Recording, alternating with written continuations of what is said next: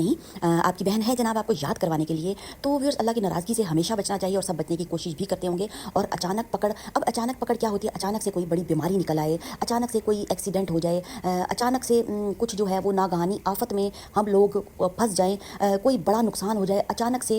تو ویورز ان سب چیزوں سے بچنے کے لیے بھی ہم جتنا رب تعالیٰ کا شکر ادا کریں اتنا ہی کم ہے کہ اللہ تعالیٰ نے ہمیں جو ہے وہ دعاؤں کے تحفے جو ہیں ہمارے نبی صلی اللہ علیہ وسلم کو بتائے, اور آپ صلی اللہ علیہ وسلم نے پھر ہمارے لیے جو ہے وہ پورا تشکیل دیا کہ ہم اپنی زندگیاں کس طرح آسان کریں دعاؤں کے ذریعے سے.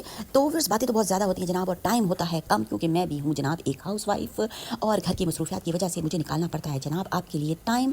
تو ٹائم ہے شارٹ, اور اس لیے جلدی سے دعا سن لیں. تو دعا کون سی ہے؟ دعا کو بڑے ادب اور احترام کے ساتھ پڑھنا ہے, اور ہم نے زبر زیر پیش کا بھی خیال رکھنا ہوتا ہے. کیوں خیال رکھنا ہوتا ہے؟ اس لیے جناب خیال رکھنا ہوتا ہے کہ اگر زبر زیر پیش اوپر نیچے ہو جائے, غلط ہو جائے, زبر کو زیر پڑھ لیں اور زیر کو پیش پڑھ لیں یا زبر پڑھ لیں, تو جناب معنی اور مفہوم بدل جاتے ہیں. یہ نہ ہو کہ وہی دعا جو ہم اپنے لیے کر رہے ہوتے ہیں وہی دعا کے بجائے جو ہے وہ زحمت بن جائے. آپ کو پہلے ایک مثال دیتی ہوں اور پھر آپ کو دعا بتاتی ہوں جناب. جیسے کہ اکثر لوگ کہہ رہے ہوتے ہیں کہ اللہ تعالیٰ آپ کو شفا دے. اب شفا کا مطلب ہے آپ